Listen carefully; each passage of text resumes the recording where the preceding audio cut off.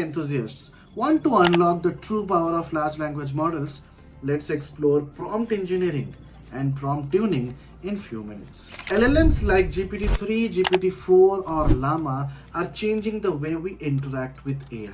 But did you know that the quality of the outputs actually depends on the input, depends on the prompts that we are writing. And that is where prompt engineering comes into picture.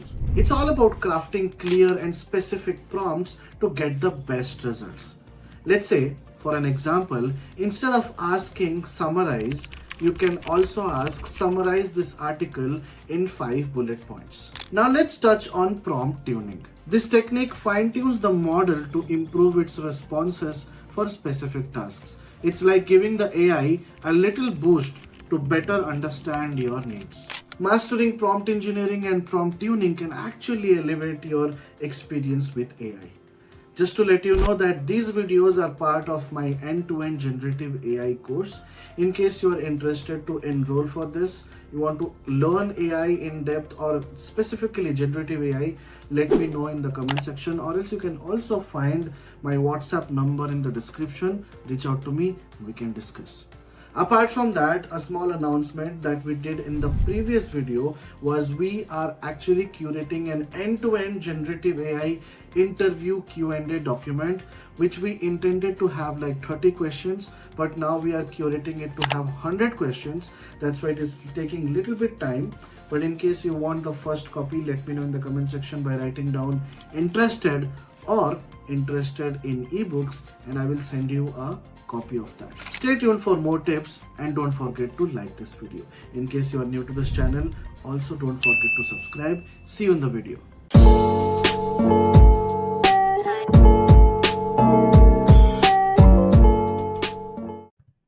Hi. Now let's talk about what is prompt engineering. So far we have already understood various topics like prompts, tokenizations. We have also gone through the architectural design of decoder only architectures. We all know to a decoder only architecture or a GPT based architecture, what comes as an input is prompt. But what exactly is prompt engineering? Well, something like computer science engineering or IT engineering, where you study about that particular topic. So prompt engineering is nothing but the study of prompts. It is the practice of designing inputs for AI tools that will produce optimal outputs. Okay, now for example, let's say you are making spaghetti, or maybe you are making some chicken tikka masala for a dinner, right? You have to take different ingredients. You have to find the right combination of steps. Do this, do this, do this, and then your ultimate thing will be ready, right? So when you are trying to cook, let's say you are the cook, you are the chef, you are preparing chicken tikka masala or maybe simple chicken curry. You take all the ingredients and you apply them step by step, right? And then once you apply them step by step, then only you get the final output. Similarly, when it comes to generative AI, when it comes to large language models, writing the proper prompt, because prompt goes into the input of your large language model. If you don't direct it properly, if you don't structure it properly, then you will not be able to get results. Now imagine you are talking to somebody and you are not able to translate, or you are not able to portray what you are trying to speak. For example, let's say you go to somebody who does not know about deep learning and then start talking about, oh, can you please tell me 5 lines about neural networks, or can you please tell me 5 lines about RNN networks? Well, he will be clueless. Why? Because he does not know the context, first of all. Second of all, he does not have the knowledge of that topic. Third of all, I think 2 are more enough, right? Similarly, imagine you go to somebody who knows neural networks, but you start asking random questions. Write 5 benefits of RNN over LSTMs, or LSTMs over RNN.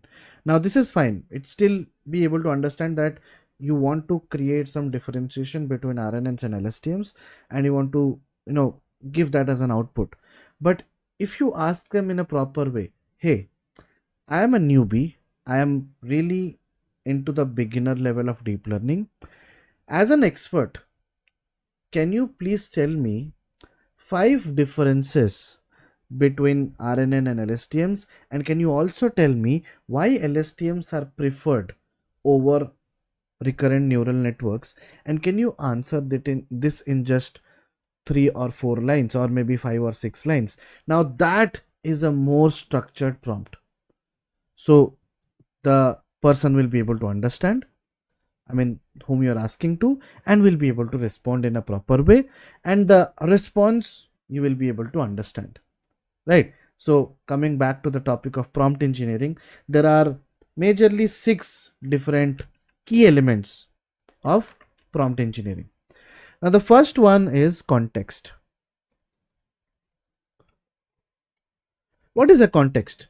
Context is nothing but the background information. Okay. The second one is task. What is task?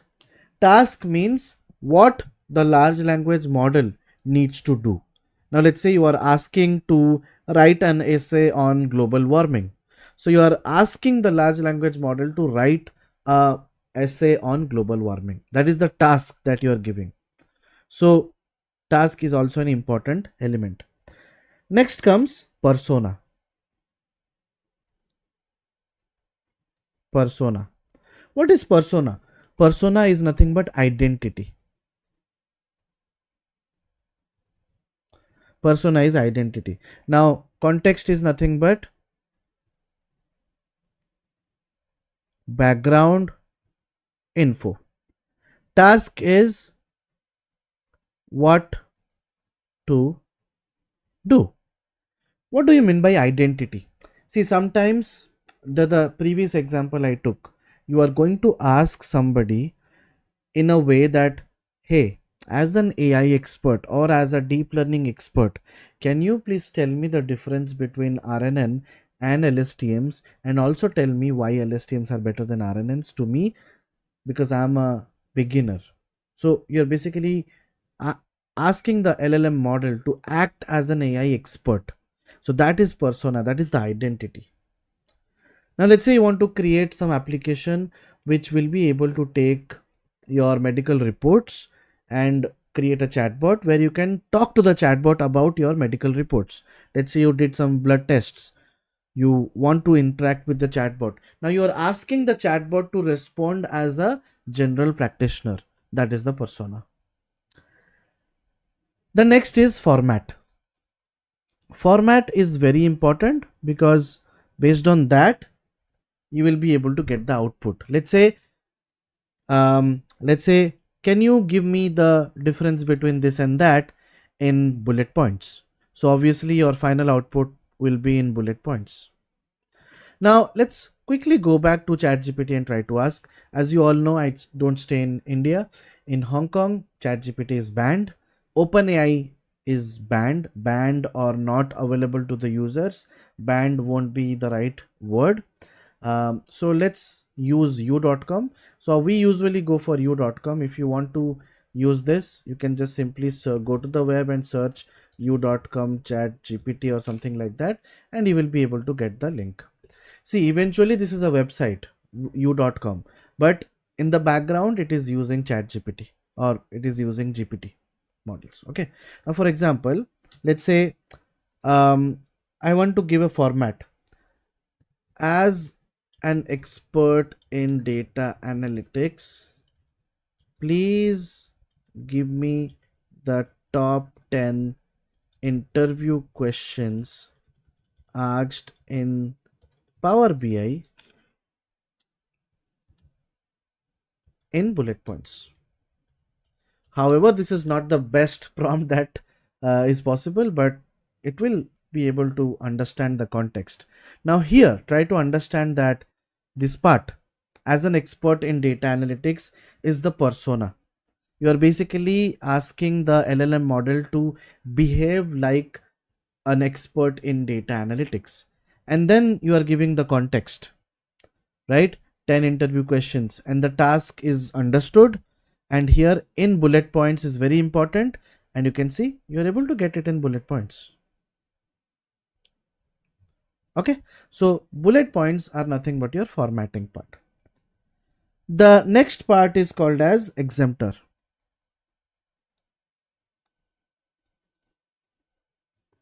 What does that mean? That means basically a sample answer is given to it to illustrate the expected style. Now, for example, let's say, what could be a good example for this? Let's say you want to you want to ask the LLM to answer in a way like some other references. Now, for example, okay, let's say we will be opening a docs.google.com.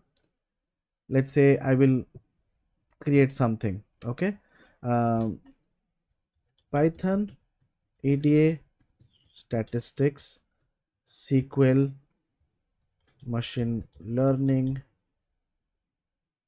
or let's say, okay, let's say till here. Now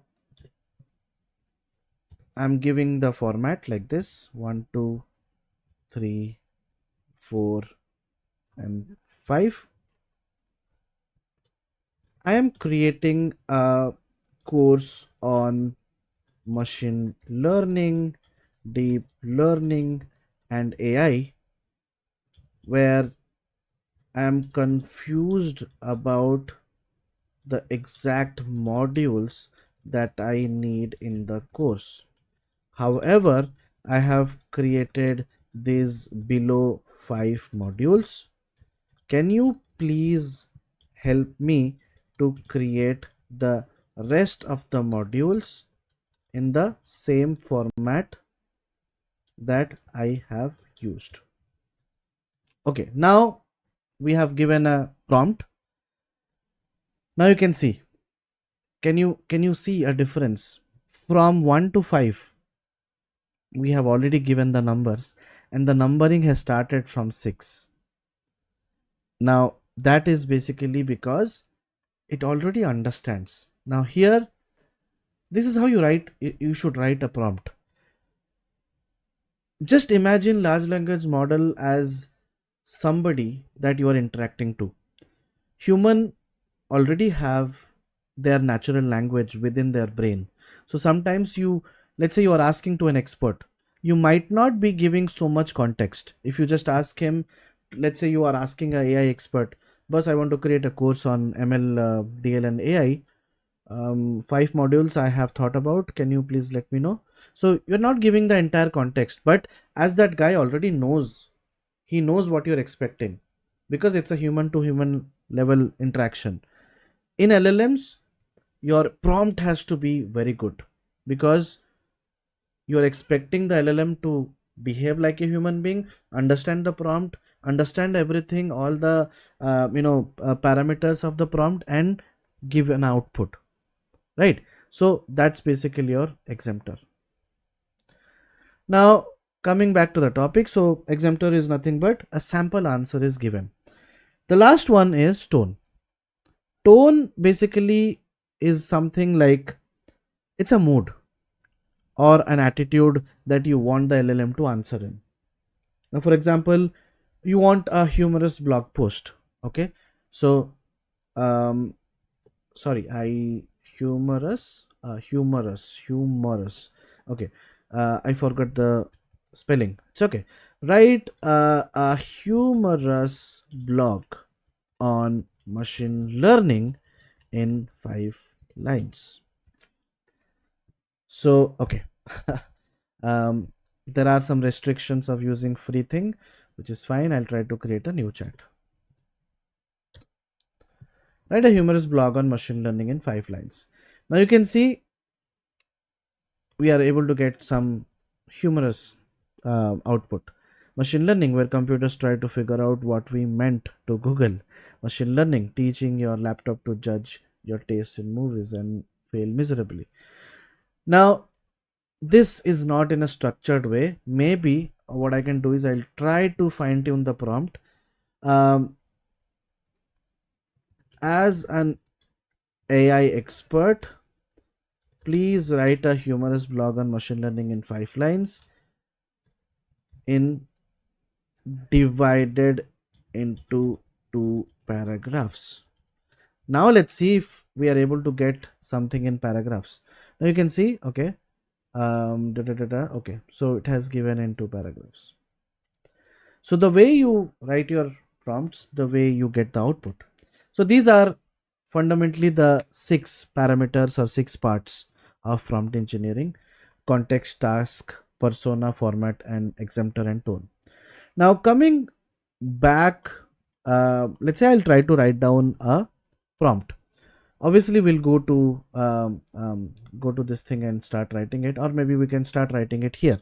Let's say, as an AI NLP expert, prepare a detailed course outline with bullet points for NLP and generative AI for a 8-hour course for beginners,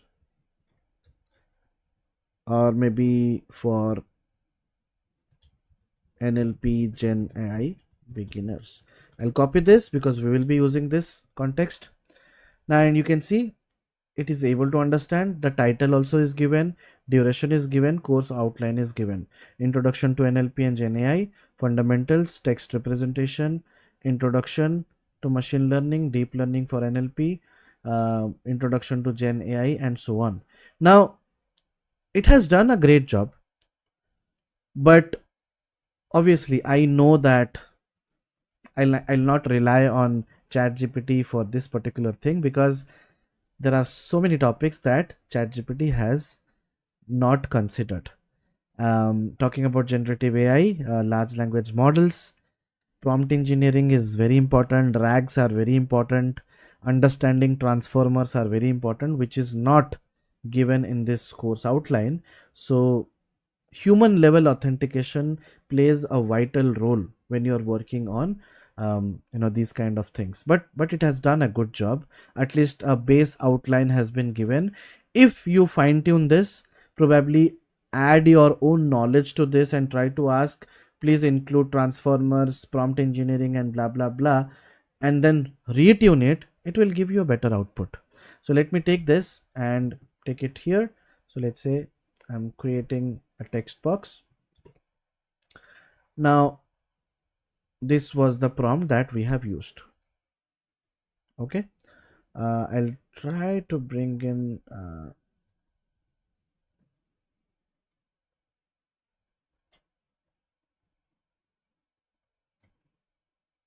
okay, this is fine. Now let's talk about the different elements. Let me rub this off. Now here you know all these five this thing, right? Okay, let me get it to a single this thing, what do you say, on a single page.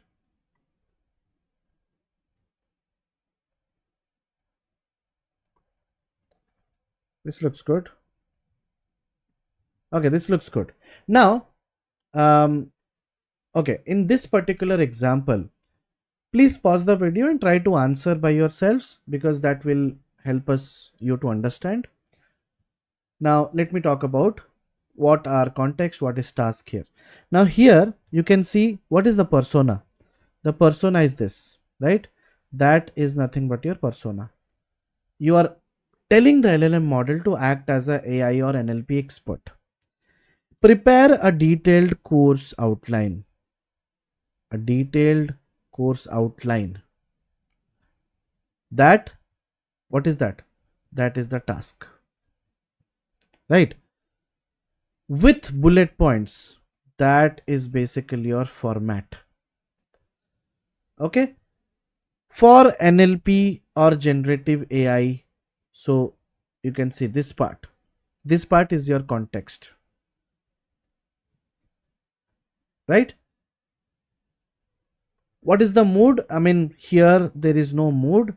I mean, you are just going to answer in a normal tone. So here there is no tone, but in case you want to write it out, as an AI expert, prepare a detailed course outline Okay, I mean, in this example there could be no mode, so you can use the default mode. And as an exemptor, you can also add, okay, these are the things that I have thought of, like you should include transformers, you should include the basics of NLP, basics of RNN. Now those kind of things will act as a exemptor. Okay, so this is a good prompt that you can use, and we have already seen how the output will be. Now coming on to the next topic, which is prompt tuning. Maybe we will be covering prompt tuning in the next video. Hi, let's talk about the next topic, which is prompt tuning.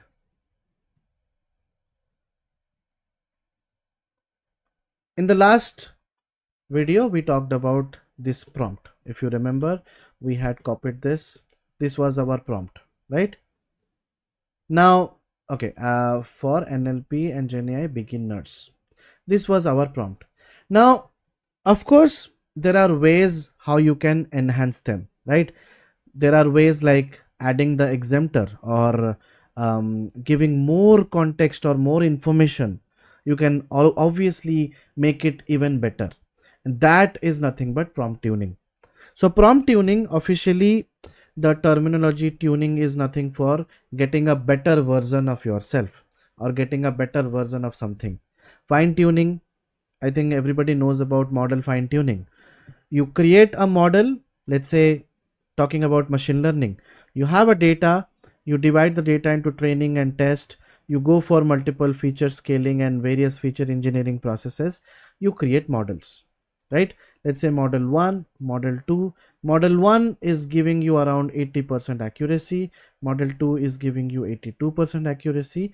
You basically take this model ahead and try to go for hyperparameter optimization, right? What is hyperparameter optimization? That is nothing but your fine tuning part, or basically the tuning part, where you are doing some tweaks, doing some R&D to improvise the scores, and eventually you will be able to get a better accuracy. That is tuning. So fine tuning in the space of machine learning or deep learning is nothing but getting a better version of your model. Okay, so similarly in prompt, you can also do a prompt tuning. So it enhances the adaptability of the large language model for tasks by fine tuning minimal set of prompt parameters. Now, as I told you, as I do have a domain expertise on this topic, I know this curriculum is not great. So what I'll do is I'll try to fine tune and make it even better. So as an AI or NLP expert, prepare a detailed course outline with bullet points for NLP and generative AI for a 8 hours course, generative AI of with bullet points for NLP and generative AI. I'll give it in brackets 8 hours course for NLP generative AI beginners who are completely new to this domain. Make sure to add basics of NLP, basics of deep learning, transformers, prompt engineering, and basics of RAGs the into the curriculum.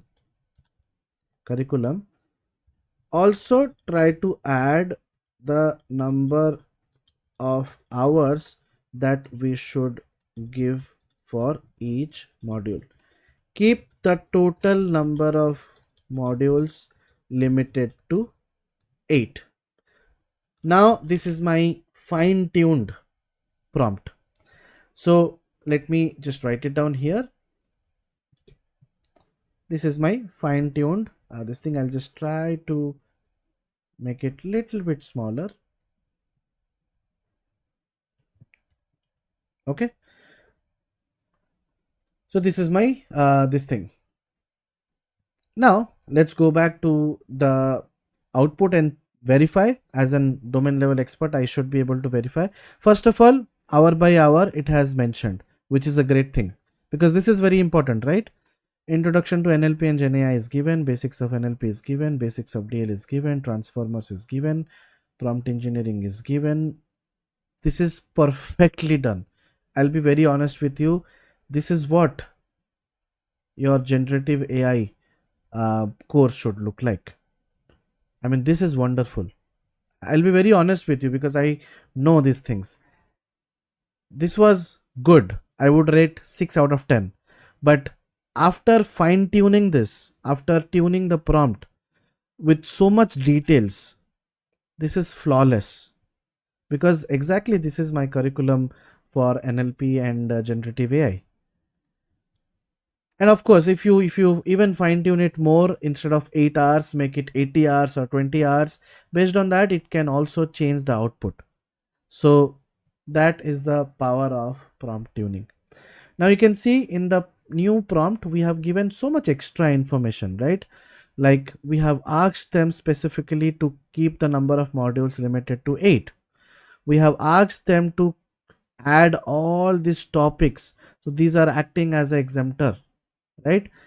So this is a perfect prompt. So the way you write prompts is very important. Many people do not know how to write a prompt, so it's always better to, I know, keep keep writing prompts and keep making it even better and better and better. If you want, I can give you a quick look at all of my previous prompts that I have used. Let's say, okay, this is a simple one. I just got some error and I asked, okay, this one. Okay, this is one of my prompt. Now, for example, I have one column in Excel whose data type is general and has text number values. I load it in Power BI, and when apply pre-processing and other columns and download the data, the values which are having leading zeros does not come in Excel. How to fix that? So you can see how detailed your prompt is, right? And you can see the output. If you don't give much information, oh, I'm getting some null values issues in Excel, how to fix that? The problem statement is a wider problem statement, difficult to solve. But if you give more inputs, it understands the way human works. That's all about prompt tuning. We'll talk about some prompt structures in the next video, and then we'll see some examples on how to write a good prompt. However, we have learned how to write a good prompt, but we'll try to write few more prompts. See you in the next video. Hi. So far we have understood about prompt, the different key elements of prompt and prompt tuning. Now let's talk about prompt structures. What do you mean by structures? Let's say the first structure that we will be discussing is action verb. Let's say simply I will ask ChatGPT to write a story. That's it. Let's go ahead and see. Write a story. Now, you're not giving any context, you are not giving any topic, you are not giving any background knowledge, you are not giving any kind of challenges. You are just giving a three-lettered prompt, which is write a story. Now, what really happens is very randomly, ChatGPT is responding you back with a story, right? That is what I mean by action verb. The second thing that I want to discuss in prompt structures is topic. Now, of course, if you give a topic, ChatGPT will be able to answer properly based on that particular topic that you are asking for. Let's say write a story on, let's say, food or vitamins or anything. Let's say write a story on food. Now ChatGPT understands the context, the topic, and then it will be able to write down a story about food. But obviously this is also a randomized story, a very random story that ChatGPT has generated. If you probably ask it again, it will not respond the same thing. However, my ChatGPT stopped functioning. But remember, here it is talking about the bustling city of Culinares. Food was more than just something something. We will try to reinitiate our ChatGPT and try to ask again. You will see it will again give a random answer, I mean, on that particular topic, but again a random story, right? The third prompt structure is basically constraints or limitations. What do you mean by constraints or limitations? That means you are asking the chat GPT rules to follow. See, I'm giving the example of chat GPT, but what I mean is I'm talking about LLMs, right? So you are giving a rule to follow. Now, for example, um, here we can do write a story about food in 3 lines. Okay, uh, I hope it's understood. Here it was more of a, let me just rub this off instead of my bad handwriting. Maybe we'll just use the text box. Write a story, that's it. And here what we were doing is write a story on food. Got it? So now ChatGPT has the topic, and also ChatGPT has limitations that they will be answering in 3 lines. Let's go ahead and do that. Write a story on food in 3 lines. Very difficult to write, but ChatGPT will be able to do that. In the bustling city of Flavortown, a legendary chef crafted dishes that ignited blah blah blah. You can go through the story later, right? That's basically the constraints. Now talking about the fourth one, which is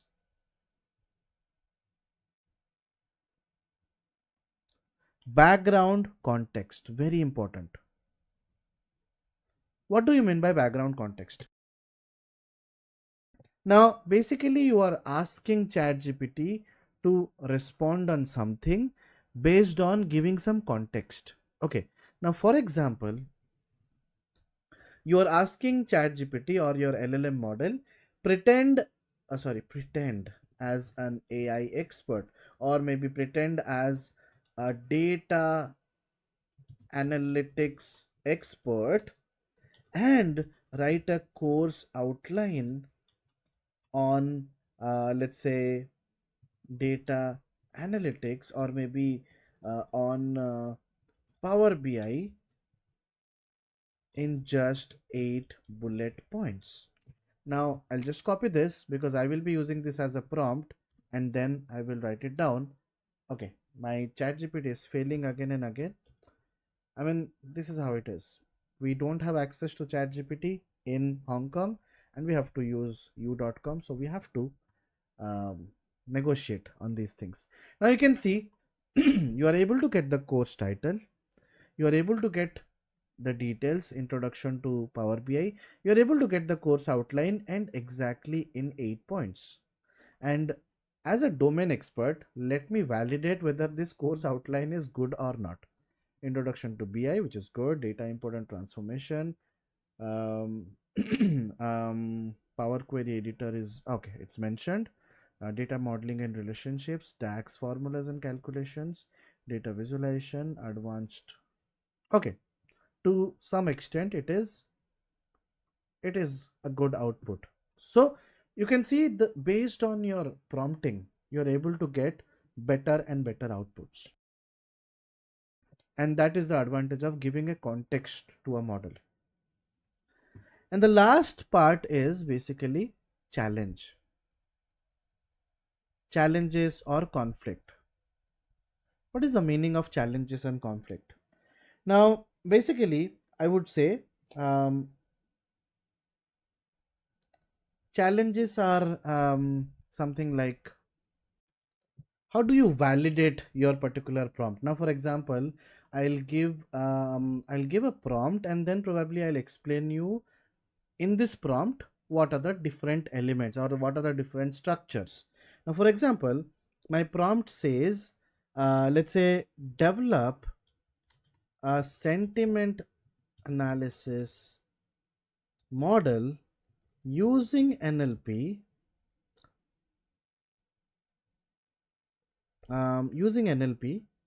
to analyze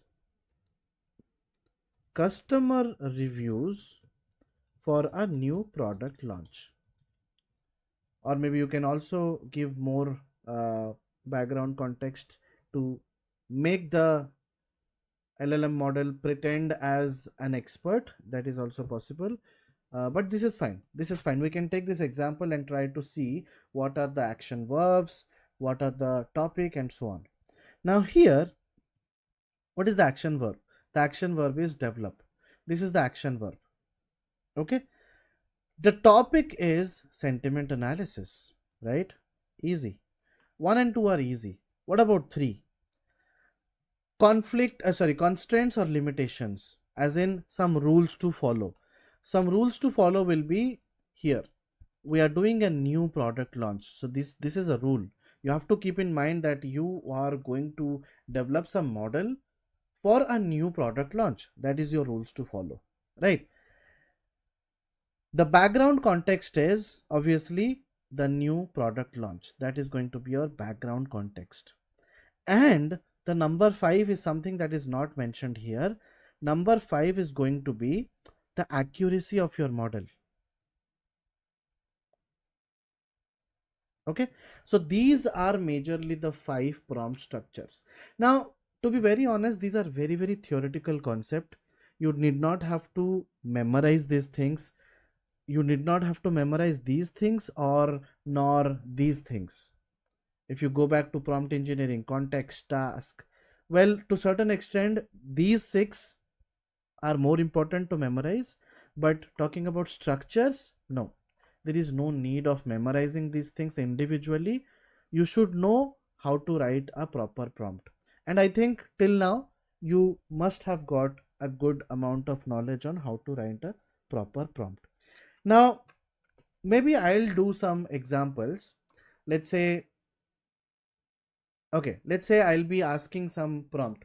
Imagine I'm basically working on an Excel file where I have multiple columns and I want to do some analysis around it. Okay, so let's say uh, I have an Excel file with columns.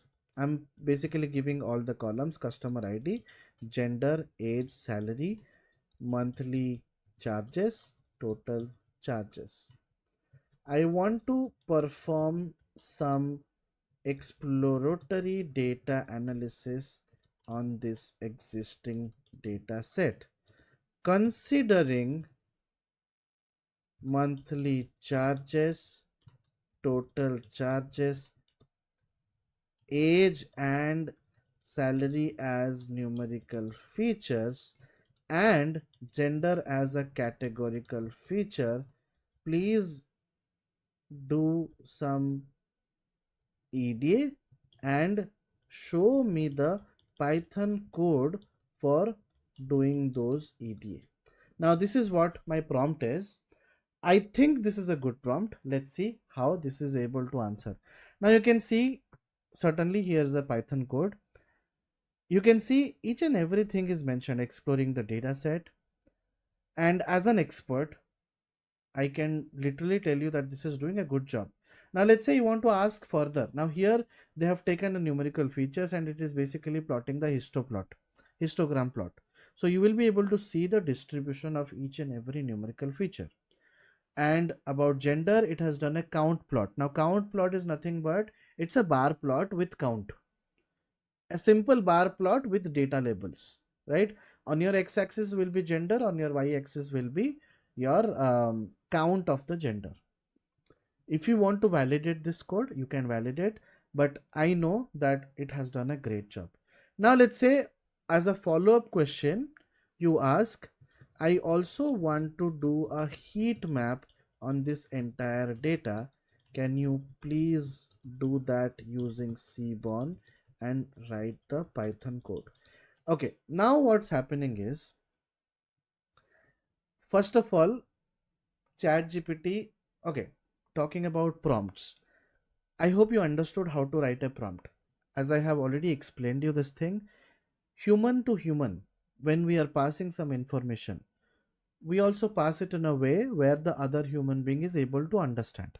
If you give them 50% context, they will not understand. Similarly, talking to a large language model, you have to pass as much information as possible to expect a good answer, right? So here you are saying that it is able to answer properly. But one small thing I want to talk here is, okay, forget about the previous question. Imagine I just asked this. Okay, we will do this exercise. I will be going to a new chat GPT and I will ask this question. You can see that when I'm asking this question, it is like a 30% context that we have passed, right? We have not passed the previous prompt. So it is not able to answer you. They don't have the context. I hope you are getting my point. In this chat history, when you are asking the second question, in short, what's going to your input to the LLM is this combined with this. So your previous thing is already in the memory of your LLM. So your LLM is behaving like a human being, right? So this is how you should structure your questions and ask it properly. This is an art which definitely you can learn by practicing it again and again. So that's all about prompt structuring. In the next video, we shall be jumping into RAGs. And when it comes to RAGs, there are so many things that we can discuss. We'll be discussing that in the next video.